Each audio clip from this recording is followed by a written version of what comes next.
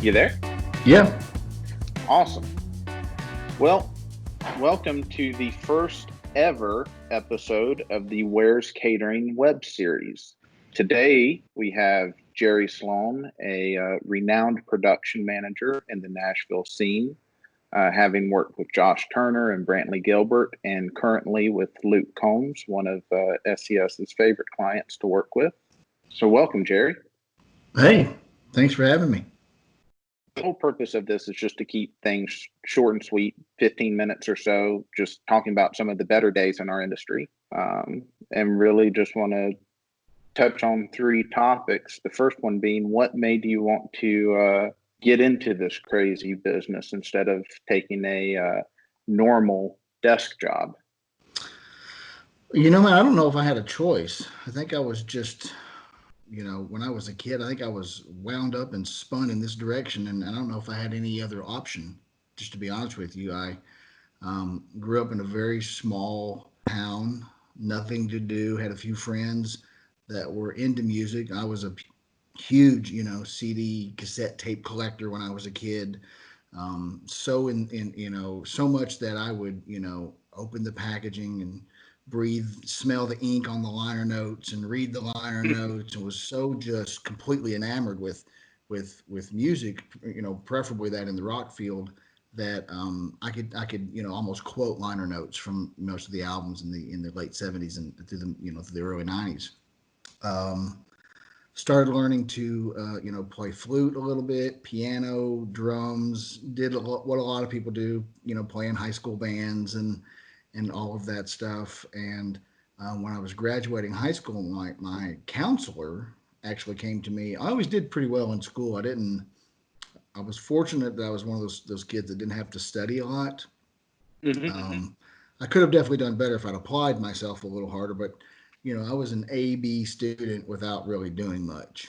So it was the beginning of my senior year, and our school counselor came to me and was like, "So what are you going to do? When you get out of school?" And at this time, I was playing in kind of an '80s esque metal band, and we were playing regionally. We were recording some and having a little bit of success, and the band was really really good. And I was like, well, what do you? I'm gonna like go do this band thing. She's like, well, what if that doesn't work out? And I'm like, what do you mean not work out? What are you talking about? It's gonna work out. So anyway, long story short, she ordered me a catalog from Middle Tennessee State University from MTSU, and Okay. was telling me about their music business program. And of course, I was going. I mean, I can go to college and learn to, record and produce and learn about the business and copyright law. And of course, all this time I'm thinking this will benefit the band. This will be stuff that Right. I can do while recording with this project this band I was in. But obviously didn't work out. First year of college, the band fell apart, and just became engulfed in it. Became completely dedicated to learning not only the business side but the production side as well. Um, Okay. any kind of student organization, I ran for office or held a junior position, or always was the first to volunteer to get panels, industry professionals to come down to speak to the students, and weaseled my way into the student assistant to the internship program. So if anybody was looking for interns, the companies had to contact me, and if any kids were looking for internships, they came to me. So my list of contacts in the business by the time I got out of college was huge. Um, so I don't think I really had an option. I mean, there was really nothing else I ever really wanted to do. I mean, a lot of times, the business of music is the first thing I think of in the morning, and especially if I'm touring, it's definitely the last thing I think of before I lay my head down. I'm not really sure I'm that good at anything else. If I'm even good at this. Well, you've certainly proven that you're pretty good at this. Just spending time with you and the crews that you work with on the road. So I think you've done pretty well for yourself. Well, thank you. I've been very blessed. I think this is 27 years of doing it for a living, so pretty lucky. Awesome. That's That's how old I am. So God. that's awesome. Thanks, Mike. Question number 2, what's one like life-changing moment or one of those stories that really sticks out to you? You know, it can be humorous or it can be serious or. Um, so I think it was 2001, and I was mixing front of house and tour managing the band Trick Pony. Mhm. Trick Pony was a trio signed to Warner Brothers. They were coming off their second or third, top 10 hit, and was doing really well. Well, um, I won't really call names and stuff out, so I'll be a little vague with some of the details. But anyway, it was one of the members' idea to get one of their family members to drive our bus Oh wow. to help to Yeah. help on the bottom line. Okay, now keeping in mind we're not in a great bus anyway. We're in a it's like a 2000, or no, I think it's like a 99 Prevo XL. It's already got a million miles on it. Mhm. It's just hanging on. So we're playing this show, played this gig. We get rolling. We're rolling down the road about midnight, 1 a.m. And I go up to our driver, who is the father of one of the band members, and like I do every night, how you feeling? Did you get some rest? Everything good? Can I get you some coffee? You know where you're going. You got the contact number if you need anything. Everything's good. Okay. Yep. Mhm. Okay. I go to bed. Well, about 4 or 5 in the morning, pitch black outside, I feel the bus stop. Not at a fuel stop, I can tell. It's kind of a weird, kind of abrupt stop. Well, I wake up, and keeping in mind, we're pulling a trailer at this point, too. So we're pulling a Sure. trailer full of equipment, all backline, all audio, everything's crammed into this trailer, just stacked in there sideways, way overweight. So we get to the spot where we stopped, and I wake up and I go up to the driver, and of course I've just got on my shorts. I've just woken up, and I look, and we're literally on a 2-lane road with a really steep embankment on either side. Like the shoulder just falls off. Okay, so the Okay. road is elevated, and then the highway just rolls off into the desert, and a Mhm. huge gated fence like across the road. For whatever reason, I'm not really sure how, he had taken the wrong road, and we had went to a um, kind of a back entrance, if you will, road that was at one time went into Mexico, and we're stuck at Oh this. wow. Yeah, you can't get off the road. I mean, Right. it dropped down 12 or 14 feet, and there's a Wow. fence through basically the desert, a big steel gate across the road. He's like, well, I was on this road for about an hour, and I wasn't really sure, so I kept going. Okay.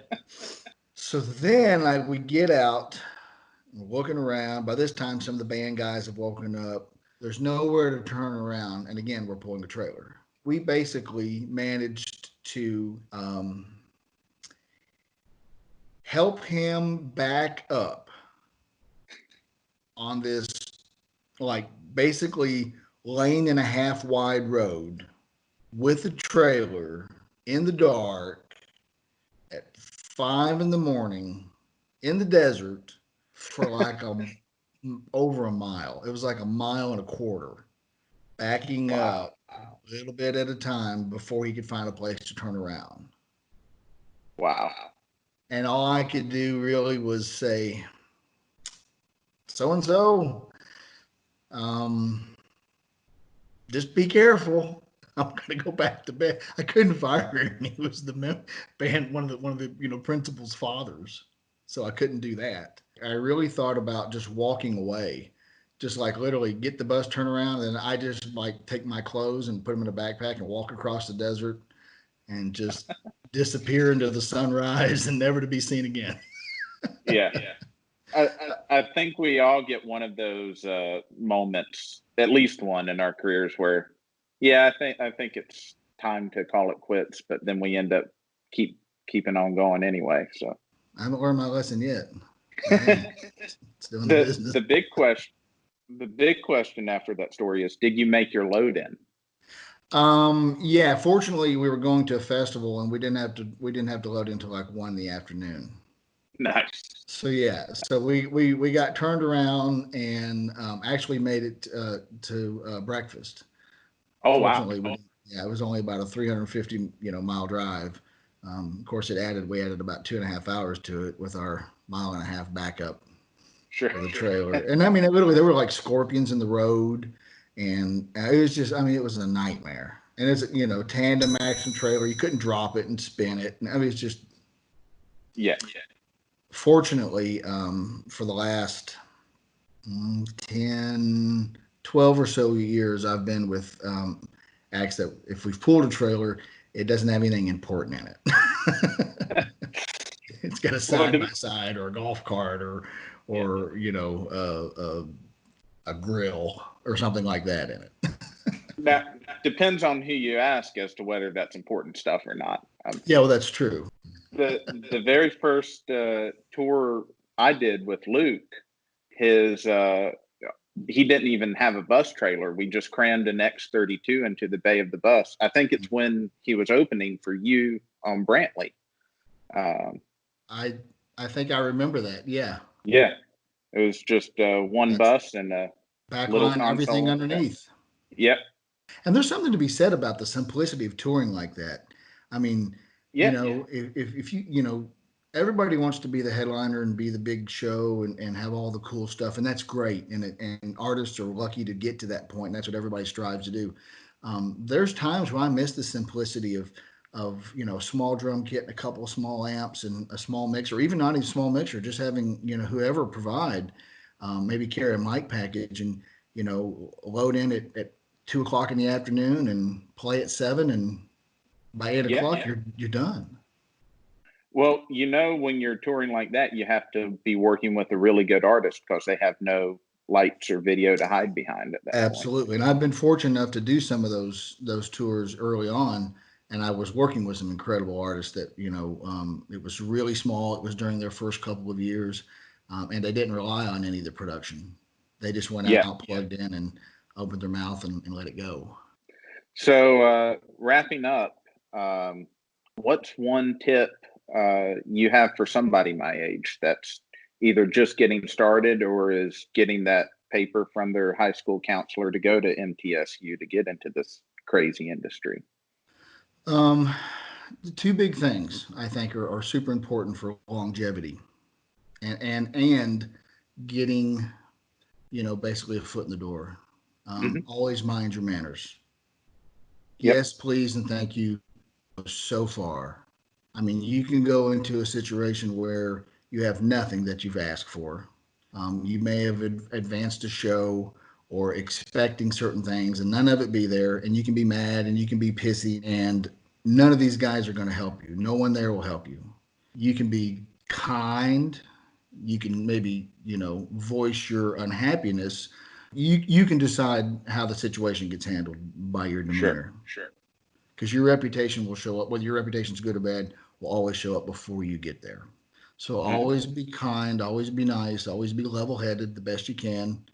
And the other thing is, I don't think there's any stupid questions. Ask questions. I mean, get to know other folks. If you're at a show, if you're a young guy and you're just getting started and you're opening for an act that's successful or has some success, um, don't hound them and stay, don't basically follow them around and pester somebody. But if you're curious about what they're doing, why they're doing something, what led them to do something a certain way, whether it's setting up their gear or the way they mixed, anything that you're curious about, find a nice, cool approach and try to carve 5 minutes of time out with that person and ask them. If you're, I mean, I really believe that most people who do this for a living, if someone doesn't know and genuinely comes at them with a sincerity and asks them Hmm. questions, most people will take 5-10 minutes and help. I don't think there's a stupid question. Ask questions, remember the answers, always say thank you. And it's always about the repeat show. I mean, as soon as you walk in and load in, it's already about when can you get bought again by that promoter or when will that venue have you back. It's always about the return. And you may Yeah. not be returning with that artist. Right. You've got to build your career while helping the artist build their career as well. Very well spoken. That's I've heard anybody can get put on a gig once, but you want to be put on a gig twice. Absolutely. Absolutely. Well, thank you, Jerry, for taking some time out of your day, and this was fun. And can't wait to see you back on the road, hopefully soon. Yes, sir, man. It's good to see you, Michael, and my best to your family. Please tell them all, hey. I will. Same to your family.